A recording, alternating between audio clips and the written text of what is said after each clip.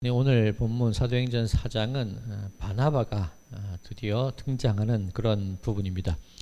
바나바는 사도들이 붙여준 별명입니다. 일종의 별명입니다. 바나바의 본명은 요셉이지요. 그렇다면 이 바나바라는 호칭, 이름이라고 그냥 하겠습니다. 바나바라는 이름의 뜻이 무엇일까?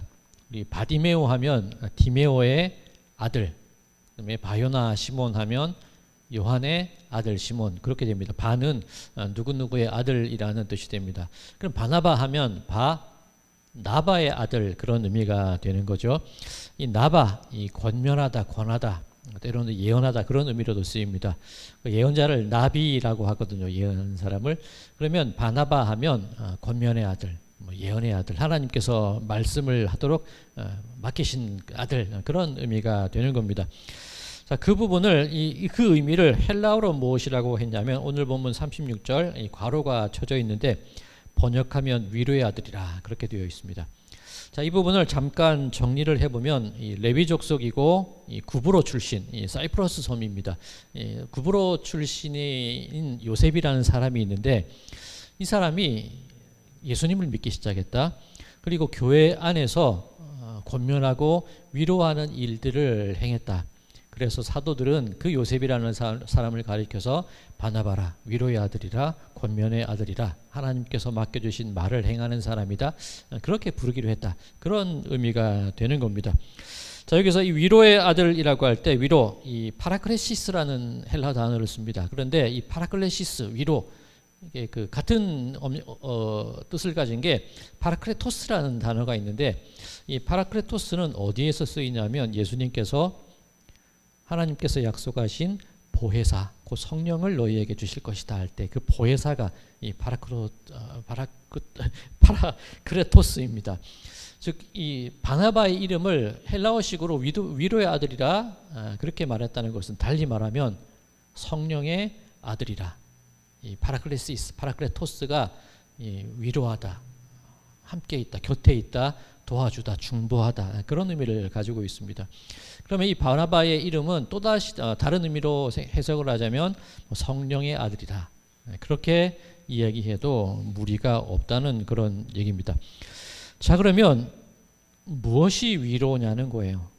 파라크레토스, 파라크레시스, 이게 무엇이 위로기에 바나바더러 그런 이름을 붙이게 했을까? 그것을 한번 살펴보아야 하는 것입니다. 자, 36절에서 37절입니다. 구브로에서 난 레위족 사람이 있으니 이름은 요셉이라. 사도들이 일컬어 바나바라. 번역하면 위로의 아들이라 하니 그가 밭이 있음에 팔아 그 값을 가지고 사도들의 발 앞에 두니라. 자, 바나바의 등장, 그리고 그 요셉의 등장, 요셉의 이름을 위로의 아들이라고 말하는 이유가 어디에 있을까? 많은 이유가 있었겠지만 오늘 본문이 증거하는 것을 보면 밭을 팔아다가 재산을 팔아서 사도들의 발 앞에 두었기 때문에 그 이름을 위로의 아들이라고 붙였다고 할 수가 있는 거죠. 자, 그렇다면 우리는 이것을 이해하기 위해서 잠깐 우리 지난 주일 설교를 떠올려야 됩니다. 잃어버린 한 마리 양을 찾는 이야기, 잃은 드라크마, 은전, 동전을 찾는 이야기에 관한 말씀이었죠.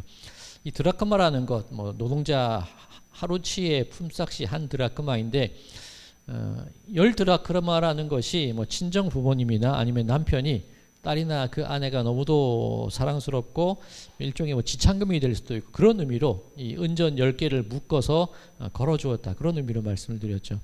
그럼 한 드라크마는 단순히 그 은전이 의미하는 하루 품삯을 의미하는 게 아니라 친정 부모님 혹은 남편, 나를 사랑하고 나를 아껴주는 이에 그 모든 마음이 들어있는 그 큰 가치, 감히 따질 수 없는 가치를 가진 것이 그 드라크마라고 말씀을 드렸습니다. 그러면서 우리는 죄인이다.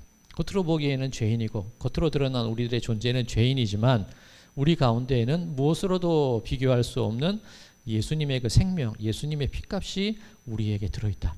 그렇기 때문에 그 잃은 동전 하나, 잃은 죄인 나 한 명이 돌아오게 되었을 때, 찾게 되었을 때 하늘에서 그 사자들이 기뻐할 수밖에 없다. 그런 의미의 말씀을 지난 주일 설교로 드렸습니다. 자, 이 길게 말씀을 드렸는데 이 모든 과정을 한 단어로 표현을 하자면 속량이라고 합니다. 속량, 이 되사 온다는 의미입니다. 우리나라 한국민족문화대백과사전에도 이 속량이라는 뜻이 있더라고요.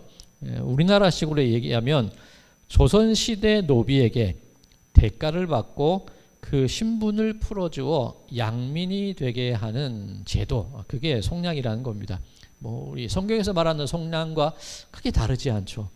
우리는 죄와 사망의 노예로 팔려 나온 사람들입니다. 그런데 예수님께서 우리 몸값을, 당신의 피값을 주시고 우리를 사오셨죠. 이 죄와 죽음의 노예였던 사람을 당신의 자녀로 우리를 되사오신 겁니다. 이게 속량이라는 거죠. 이게 잃어버린 한 드라크마를 찾은 이야기, 잃어버린 한 양을 찾은 이야기라는 그런 의미입니다. 자, 그렇다면 나라는 사람이 예수님의 피값, 예수님의 생명을 가진 존재라면 내가 가진 그 모든 것은 결국 누구의 것이라는 이야기가 됩니까? 예수님의 것이라는 이야기가 되는 겁니다. 자, 그렇다면 나라는 존재를 이제부터 다시 보기 시작하자는 겁니다. 나의 삶이 새롭게 시작이 됐다는 겁니다. 예수님을 믿기 시작했다는 것은 그 이전에는 내가 이 세상에서 이 각박하고 치열한 세상 속에서 살아남기 위해서 어떻게든 내 범위를 설정해야 되고 내 재산을 마련해야 되고 다른 사람에게 무시당하지 않기 위해서라도 뭐 내 자존심을 세워야 되고 뭔가 내 것이라고 할 만한 것을 어떻게든 지키며 살아왔던 것이 우리들의 인생이었는데, 내가 예수님의 사람이라는 것을 알기 시작하고 새로운 존재라는 인식이 나에게 생기기 시작했다면 그 모든 것이 내가 나이기 위해서, 나를 지키기 위해서 내가 그동안 쌓아왔던, 움켜쥐었던 그 모든 것들이 더 이상 의미가 없어진다는 그런 뜻이 되는 겁니다. 자, 사도행전에 나온 베드로의 설교의 내용이 다 그거였습니다. 오순절 설교도 그렇고 솔로몬 행각에서의 설교도 그렇고 사내들인 공회에서 재판정에서 했던 이야기도 그렇습니다. 당신들이 예수님을 죽였습니다. 그런데 그 모든 것은 하나님께서 계획하신 겁니다. 그리고 하나님께서 그 모든 계획대로 예수님을 살리셨습니다. 부활에 관한 증언을 베드로가 했고 사내들인 공회에 사두개인들이 그 부활에 대한 이야기를 하지 말라 그랬었잖아요. 그것을 요약하자면 결국은 속량이라는 거예요. 우리라는 존재는 예수님의 부활, 그 피값, 다시 사심, 그것을 통해서 예수님의 것이 된 것이 바로 우리라는 겁니다. 베드로의 설교가 다 그 내용입니다. 그러니 그 설교에 빗대어 볼 때 예수님을 믿었다고 내 자의식이 생긴 이후로부터 더 이상 내 것이 내 것이라고 주장하는 것은 말이 되지 않는 어불성설이다. 더 이상 내 것은 내 것이 아니라 모든 것이 뭐 건강이건 뭐 내 지위건 위치건 간에 그 모든 것이 예수님께 속한 것이다. 그런 결론이 되는 거겠죠. 자, 그 이해 속에서 오늘 본문 32절을 읽겠습니다. 믿는 무리가 한 마음과 한 뜻이 되어 모든 물건을 서로 통용하고 자기 재물을 조금이라도 자기 것이라 하는 이가 하나도 없더라. 자, 이 말씀을 가지고 우리는 보통 초대교회에서의 생활이 어땠을까? 함께 공동생활을 하는 것이었을 것이다 추측을 하기도 합니다. 그런데 이 우리가 가지고 있는 개역개정 성경을 보면 뭐 한 마음과 한 뜻이 되어, 뭐 이것은 우리가 지난주에도 말씀을 드렸고요. 모든 물건을 서로 통용하고, 이 물건을 서로 나누는 것이 먼저 번역이 되어 있습니다. 이 나누는 것에 초점이 맞춰져 있다는 거죠, 우리 성경은. 그런데 이 헬라어 성경도 그렇고 영어 성경도 그렇고 이 문장의 순서가 조금 달라요. 이 원어 성경에 의하면 이 한 마음과 한 뜻이 되었다. 그리고 자기 재물을 자기 것이라고 주장하는 사람이 없었다. 그래서 모든 것이 통용되었다. 그 흐름입니다. 다시 말씀드리면 우리가 가진 개역개정 성경은 한 마음과 한 뜻이 되었다. 물건을 통용하였다. 자기 것이라고 주장하는 사람이 없었다. 이 흐름인데 원어 성경은 한 마음과 한 뜻이 되었다. 더 이상 내 것이라고 주장하는 사람이 없었다. 그래서 모든 것이 나누어지겠다. 그 흐름이랍니다. 원어의 흐름은 그거라는 겁니다. 자, 그렇다면 자기 것을 내 것이라고 주장하는 것을 없다는 것, 그게 이 깨달음이 바나바의 마음에 들어간 거예요. 바나바가 깨달아진 거예요. 그 이전에 사이프러스 섬에서 유대인으로 살아가던 때 말고 예수님을 믿기 시작하고 예수 그리스도인이 어떤 삶을 살아야 되는가, 예수님의 그 속량의 피값을 알게 되자 더 이상 바나바는 내 것이라고 주장할 수 있는 것이 나에게는 없구나, 그것을 알게 된 거죠. 그래서 밭을 팔아서, 재산을 팔아서 사도들의 발 앞에 두게 되고, 한 걸음 더 나아가서 이 바나바의 경우에 자신의 모든 삶 역시 하나님께 드리게 되죠. 교회의 중요한 선교사가 되는 겁니다. 이후에 안디옥이라는 곳에 파견될 때에도 바나바는 그곳으로 가요. 바울과 함께 많은 선교지를 돌아다니게 됩니다. 내 삶조차, 내 시간조차 내 것이 아니라는 그 새로운 삶을 살아가는 것이 바나바의 모습이었다는 거죠. 즉, 내게 아니야. 나는 내게 아니야. 자, 그렇다면 이쯤 되면 우리 마음 가운데 좀 이렇게 불편한 질문이 떠오를 수도 있습니다. 우리 이제 예수님 믿는 사람들인데, 그러면 우리가 가진 모든 것을 다 팔아서 교회에다 바쳐야 될까? 그런 의문이 들 수가 있습니다. 당연한 질문인 겁니다. 자, 오늘 본문 이후에 사도행전 5장에 가면 어떤 이야기가 나오냐면 아나니아와 삽비라의 이야기가 나옵니다. 자, 오늘 사도행전 4장이 끝마쳐질 때 바나바가 자기 밭을 팔아서 사도들의 발 앞에 두게 됩니다. 그리고 사도행전 5장으로 넘어가게 되면 아나니아와 삽비라가 자기 밭을 팔아서 일부를 감추고 사도들의 발 앞에 두게 되죠. 그 일로 이 아나니아와 삽비라가 죽임을 당하게 됩니다. 자, 그렇다면 이 본문의 흐름을 가지고 보통 기존의 설교들이 어떤 설교였냐면 하나님의 것을 도둑질하지 말라는 거예요. 도둑질하면 죽는다. 그에 상응한 대가를 반드시 치르게 된다. 그런 설교의 패턴이었습니다. 그래서 혹시라도 11조를 제가 좀 들려면 사고라도 당하지 않을까? 그죠? 뭐 불의의 사고를 당하게 되면 하나님께서 내 것을 다 찾아가시는 거야. 그렇게 보통 해석을 해왔단 말이죠. 과연 그렇게 봐야 되느냐? 그것을 한번 살펴보자는 겁니다. 자, 이제 이 솔직해질 시간인데, 어릴 때부터 신앙생활 해오신 분들이 계시다면 혹시 부모님께서 교회에 헌금하라고 주신 동전을 헌금하지 않고 무언가를 사 먹었던 경험이 있지 않으십니까? 나는 정직하게 헌금했어 하시는 분이 계십니까? 저는 제 기억은 없는데 제 기억이 저를 막는 것 같아요. 저라고 없었겠습니까? 그 동전, 그죠? 그 큰 유혹이 아닐 수가 없겠죠. 그리고 아마도 뭐 아니신 분도 많이 계실 겁니다만, 그래도 적지 않은 분들이 어릴 때 받았던 그 헌금을 교회에 다 내지 않거나 일부만 내므로써 자기가 착복했던 일이 분명히 있을 겁니다. 자, 하나님의 것을 도둑질하면 죽어야 되죠. 그럼 지금껏 내 일평생 그것을 숨기고 살아왔는데 그것이 지금 드러났다? 지금이라도 죽어야죠. 그렇지 않습니까? 자, 그러니 사도행전 4장과 5장 이 아나니아와 삽비라의 그 흐름을 그렇게 보지 말자는 거예요. 왜 바나바는 밭을 팔아서 다 드려 했고 왜 아나니아와 삽비라는 죽을 수밖에 없었을까? 죽어야 했을까? 그 근본 원리를 한번 살펴보자는 겁니다. 자, 사도행전 흐름이니까 사도행전의 이야기를 다시 한번 기억해 보면 성전 미문에 앉아있던 사람을, 평생 걷지 못하던 사람을 일으킬 때 베드로가 했던 말이 뭡니까? 은과 금은 내게 없지만 내게 있는 것을 당신에게 줍니다. 나사렛 예수 이름으로 일어나 걸으십시오. 자, 그 말은 내가 나이기 위해서, 내가 살아가기 위해서 필요했던, 가장 중요하게 여겼던 것이 은과 금이었다는 거죠. 세상에서 내 자존심을 내세우는 것이기도 하고 내가 가장 안전하다고 여길 수 있는 내 것, 은과 금을 가지고 그것에 기대어 살아오는 인생이었는데, 이제부터는 그렇게 살지 말라는 거죠. 이제부터는 예수의 이름으로 살자는 겁니다. 바나바가 깨달은 게 그거예요. 이제부터 나는 예수의 이름으로 사는구나. 더 이상 내 것이 아님을 알게 되자 밭을 내놓는 겁니다. 자, 그런데 여기서 우리가 한 걸음 더 나가서 생각해 볼게. 그렇다면 내 밭, 내 재산, 내 건강도 다 예수님의 것이라면 살짝 바꾸어서 생각해서 내 근심과 내 염려와 내 걱정도 누구 것이 된다는 겁니까? 다 예수님 것이 된다는 거예요. 뭐 재산만 내 거겠습니까? 내가 가진 염려, 근심, 그 모든 것이 다 예수님께 속해진다는 거예요. 이제부터 그렇게 살아간다는 겁니다. 성령의 의미에 그것이 다 포함되어 있다는 거예요. 오늘 본문 33절에서 35절입니다.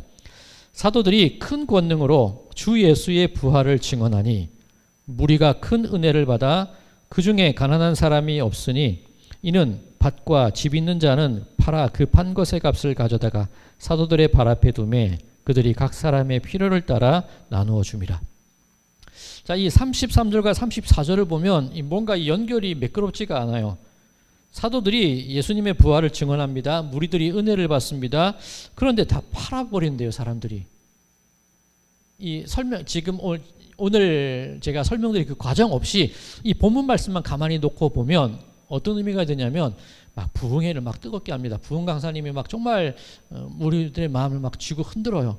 그리고 헌금 바구니를 탁 내놓으시면서 다 바쳐라. 그러면 그 순간 내 마음에 있는 그 감격과 감동, 그것 때문에 모든 것을 들여버리는 일이 있죠. 종종 지금 부동산을 하시는 어떤 분이 계신데 교회를 안 다니시게 되는 여러 이유가 있는데 그 중에 하나도 그런 게 있었어요. 부동산업을 하시다 보니까 그런 일들을 많이 본다는 거죠. 교회에서 옛날의 얘기입니다. 땅문서, 집문서를 막 부흥 강사님께 내놨는데 그걸 가지고 막 걱정이 된다는 거죠. 그러니까 그 문제를 해결하면서 목회자들의 욕심 어린 모습들을 바라보게 될 때 교회를 못 나가겠다는 그 말씀을 하시는 분이 생각이 납니다. 물론 그러니까 문득 생각이 납니다. 자, 오늘 이 33절과 34절의 흐름을 딱 그것만 듣고 보면 은혜 받아서 팔았다 그렇게만 생각을 해버리면 그런 오해가 생길 수 있다는 겁니다. 그런데 그 사이 얘기들을 우리가 주목을 해야 되죠. 바나바의 위로의 뜻을 알아야 된다는 거죠. 더 이상 내 삶이 내 것이 아니고 내 생명과 내 자존심도 내 것이 아니고 내 염려와 내 근심조차 내 것이 아니니 그것이 나에게 위로가 됩니다. 내가 모든 것을 책임지고 모든 인생의 짐을 내가 다 짊어지고 살아가는 것이 우리들의 모습인데 내가 예수님을 믿고 난 이후로 그 모든 것을 내가 다 짊어질 필요가 없다는 것을 깨닫게 된 그것이 위로라는 거예요. 자, 오늘 이 33, 34, 35절 말씀을 보면 각 사람의 필요를 따라 나누어 줬다 되어 있습니다. 결핍이 있다는 거예요. 부족함이 있다는 거예요. 교회 내에 부족함이 있고 모자란 것이 있고 결핍이 있고 채워야 할 무언가가 교회 내에 분명히 있다는 겁니다. 교회의 모습이라는 거예요. 모든 것을 통용하고 넉넉하게 살았고 가난한 사람이 없었다. 그것을 주목하기 이전에 결핍이 있고 부족한 것이 있고 모자란 것이 있고 어려운 것이 있는 것이 현실이라는 겁니다. 자, 그런데 그 모든 것들조차 예수님께 내어놓을 수 있는 마음의 자세가 될 때 그때부터 이 초대교회 가운데 있었던 사람은 가난의 문제라든지 빚의 문제라든지 염려의 문제라든지 그런 것들이 나만의 것이 아니게 되고 그런 문제들이 나 혼자 짊어지는 것이 아니게 됨을 알게 되었을 때 그 필요와 그 결핍들이 채워지기 시작하게 되었다는 것, 그렇게 의미를 이해를 할 수가 있게 되는 겁니다. 자, 우리 교회가 부족하기는 하지만 이 자립준비 청년을 돕고 있습니다만 그 청년들이 가장 어려운 게 뭘까요? 모든 것을 이제는 내 스스로가 다 짊어지고 책임져야 된다는 그 삶의 무게가 굉장히 크다 그래요. 갑자기 성인이라고 홀로 서기를 하게 되었는데 삶에 여러 가지 문제가 닥쳤을 때 누구와 상의해야 될지를 모른다잖아요. 그 문제를 놓고 이야기할 사람이 없다 그러잖아요. 그게 가장 큰 어려움이라는 그런 인터뷰를 제가 본 기억이 있습니다. 물론 그분들과 우리를 비교할 수 없겠지만 우리들도 그렇지 않습니까? 모든 것을 내가 해결해야 된다는 그 인생의 중압감과 압박감. 그런데 그것이 더 이상 나만의 것이 아니게 된다는 것을 알게 될 때 그때 찾아오는 위로라는 것이, 그때 찾아오는 평안이라는 것이 얼마나 클까? 그것을 우리가 생각해 보자는 겁니다. 그게 바나바라는 거예요. 그게 위로의 아들이라는 겁니다. 그게 밭을 팔아서 사도들의 발 앞에 둔다는 의미입니다. 물질을 팔아서 재산을 나누고 재산을 분배하는 그 얘기가 아니라 내 인생의 모든 근원의 문제들을 함께 내어놓고 예수님의 것으로, 내가 짊어지지 않는 것으로 내 인생이 이제 새로운 삶을 시작하게 되었다. 그것에 초점을 맞추게 될 때 그것이 우리에게 위로가 된다는 그런 의미입니다. 자, 그렇다면 아나니아와 삽비라가 왜 죽었냐는 거예요. 어릴 때 부모님 몰래 헌금을 드리지 않았던 그 일 때문에 죽은 거라면 우리도 죽어야 된다고 말씀을 드렸습니다만 그 의미로만 보지 말자는 거예요. 아나니아와 삽비라, 저들도 예수님을 믿었지만 은과 금은 내게 없어도 예수의 이름으로 살아가는 것이 그리스도인의 모습일 텐데, 이 아나니아와 삽비라는 아직도 은과 금이 내게 있어야 살아갈 수 있는 사람이라는 거죠. 주도권이 자기들에게 있는 겁니다. 자, 그것을 속량의 의미로 다시 바꿔 말씀을 드리면, 속량은 온전히 우리가 예수님께 되사진 거죠.